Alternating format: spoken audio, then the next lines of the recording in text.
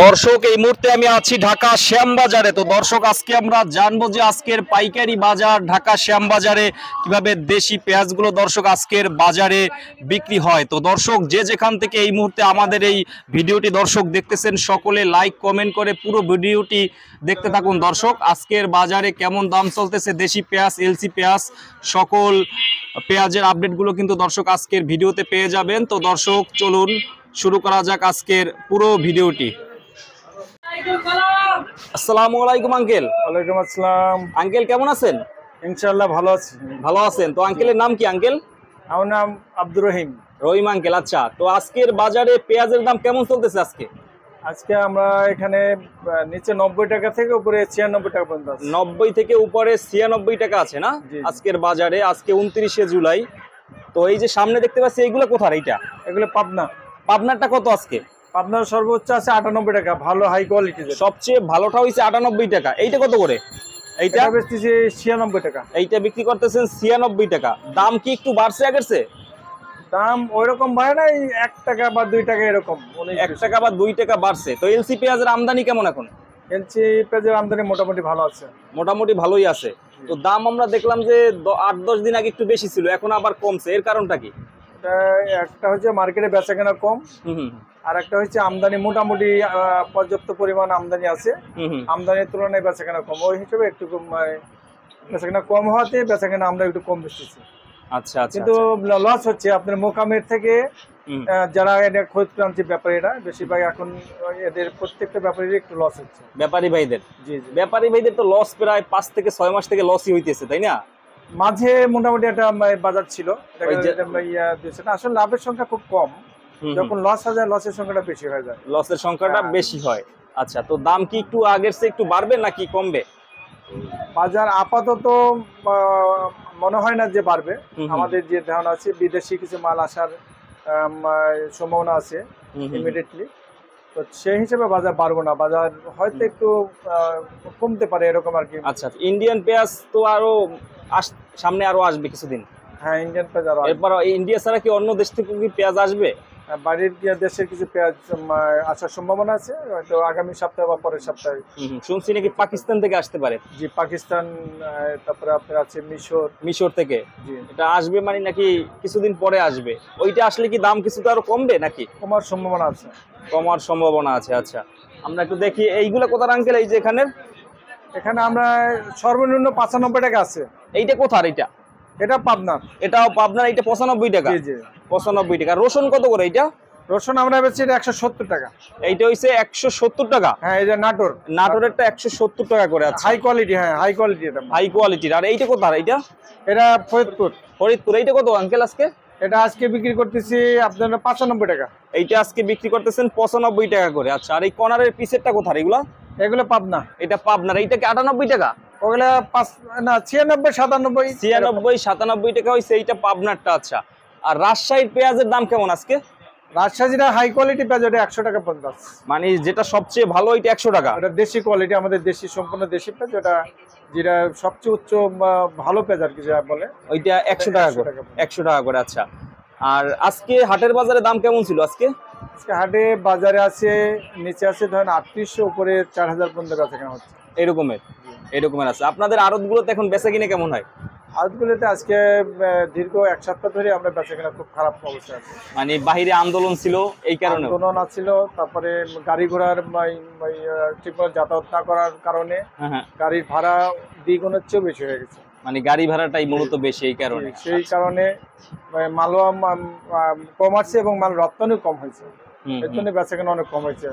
যেমন এখনকার আমার ঘরে কিছু পেঁয়াজ আছে, অনেক দামি পেঁয়াজ, যে বলে 105 টাকা 6 টাকা পট্টা। এই মালগুলা আমরা পরে 10 বছর রেখে দিছি, কিন্তু সেই তুলনায় বাজার তো বাড়তেছে না। এখন এই প্রত্যেকটা পেঁয়াজই, এই পেঁয়াজগুলো অনেক বড় লস হচ্ছে। কৃষক ভাইদের কি অবস্থা এবছরে? কৃষক ভাইরা আলহামদুলিল্লাহ এবারকার জন্য কৃষক ভাইরা খুবই সন্তুষ্ট। মানে খুব ভালো মোটামুটি দাম পাইছে। জি জি, পাইছে। আর মুড়ি কাটা পেঁয়াজ আসবে কবে থেকে? মুড়ি কাটা পেঁয়াজের সিজনটা দীর্ঘ আরো 4 মাস। এটা কি ডিসেম্বরের মাসের দিকে আসে? হ্যাঁ, ডিসেম্বরের শেষ দিকে। ডিসেম্বরের শেষের দিকে আসে। সিজন থাকে কতদিন এটার?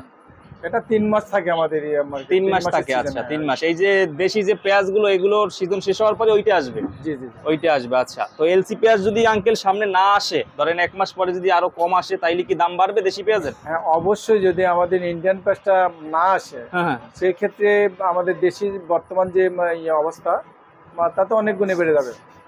এটা একেবারে প্রায় 8 মাস 9 মাস থেকে এলসি পেঁয়াজ কিন্তু আমাদের দেশে আসে না, আসে না, কিন্তু এখন আসতেছে। হঠাৎ করে এখন আসার কারণটা কি?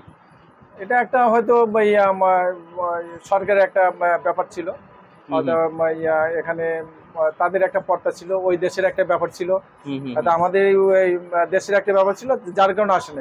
যখন দেশি পেঁয়াজ 60 টাকা 65 টাকা ছিল, ওই সময় আসলে তো এলসি পেঁয়াজ 40 টাকা 45 টাকা থাকতো এরকম, নাইলে তো চলতো না। কিন্তু এখন আসছে দামটা বেশি এই মুহূর্তে, তাই না?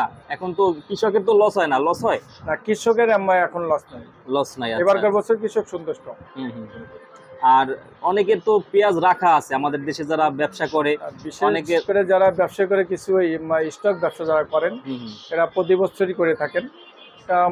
ওনারা দেখা যায় যে শেষ পর্যন্ত দেখেন, লাভ হোক লস হোক, ওনারা দেখা যায় একটা সময় থাকে এই পেঁয়াজের, যে এত সময়, শেষ সময় থাকে আরো 2 মাস আছে, এই পর্যন্ত অনেকে দেখেন। দেখা যায় হয়তো এক জায়গায় 1000 মন মাল রাখছে, কেউ 200 মন বেচছে, কেউ 500 মন বেচছে, কিছু রাইখে দিছে আরো বেশি লাভের আশায়।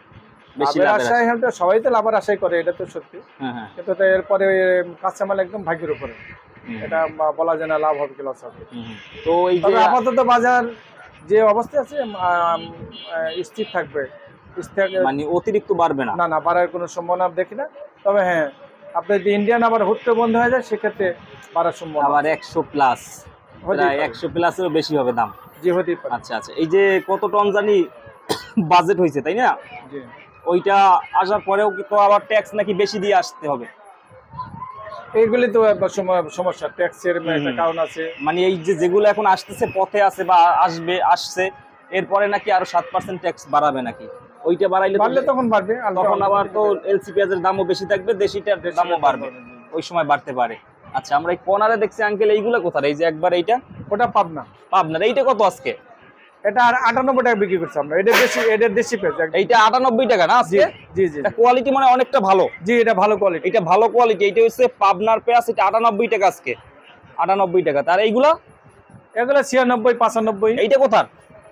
এগুলো পাবনাও আছে, ফরিদপুর আছে। এটা পাবনাও আছে, ফরিদপুরের আছে। আচ্ছা, একটু 19-20 আর কি। আচ্ছা, আর এইটা কোথার? এটা পাবনার পেঁয়াজ। এইটাও পাবনার? এটা 96 টাকা বিক্রি করলাম। এইটা বিক্রি করতেছেন 96 টাকাতে। আচ্ছা, তো আগের থেকে কি বেচা কিনা একটু কম হইতেছে? মার্কেট বেচা কিনা অনেক কম। মানে কারণটা কি, এর কম হওয়ার কারণ কি? কারণটা হচ্ছে একটা হলো যে দেশে যেটা ক্রাইসিস যাচ্ছে, এটা একটা ব্যাপার আছে। আর আপনার গাড়ি ভাড়া অনেক বেশি পড়তেছে, সেহেতু পড়তে হইতেছে না, যে আমরা বেচা কিনা করতে পারতেছি না, এটা প্রত্যেক লস হইতেছে। এই জন্য আমরাও নিজেরাও কম বেচতেছি।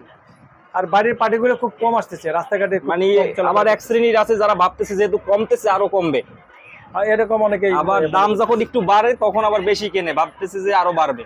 আসলে এরকম একটা আমাদের দেশে ছিল। তো আমরা এবারকার বছর যেটা দেখতেছি, যে এই জিনিসটা একটু কম, যে হঠাৎ করে বেড়ে গেছে। অনেকে দেখা যায় 1 মনের জায়গায় 5 মন কিন্তু মানুষ কিছুটা হলে সচেতন হয়েছে যে এরকম জিনিসটা না হওয়ার।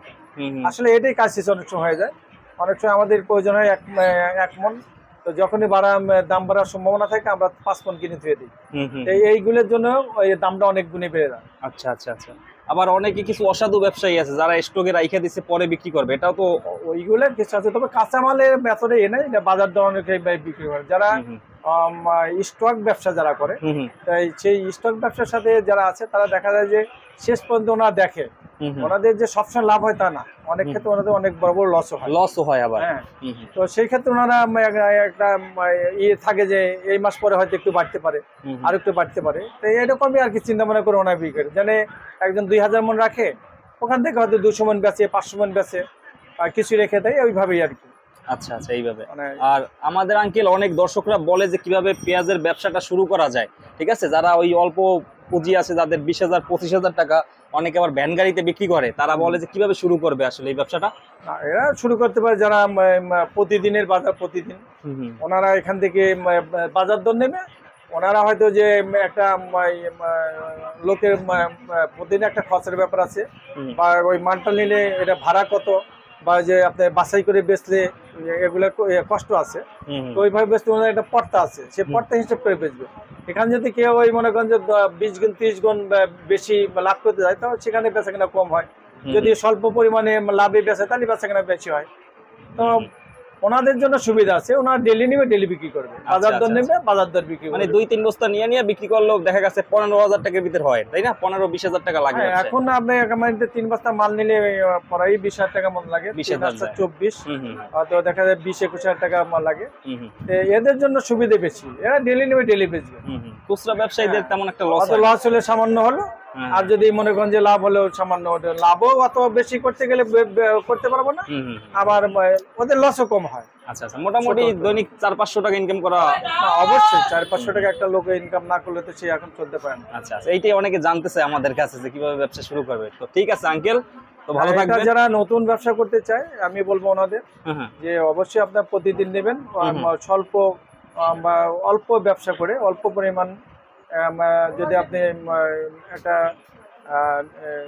আছে হিসাব আছে, সেই হিসাবের কাছে যদি আপনি পার কেজি তো অনেক লাভ করতে যান, তাহলে আপনি ব্যবসা করতে কষ্ট হবে। আর আপনি যদি একটা নিয়ম অনুযায়ী বেছেন, তাহলে ইনশাআল্লাহ ব্যবসা আপনি করতে পারবেন মোটামুটি লাভের ভিতরে, সবাই ক্রেতারাও নিতে পারে।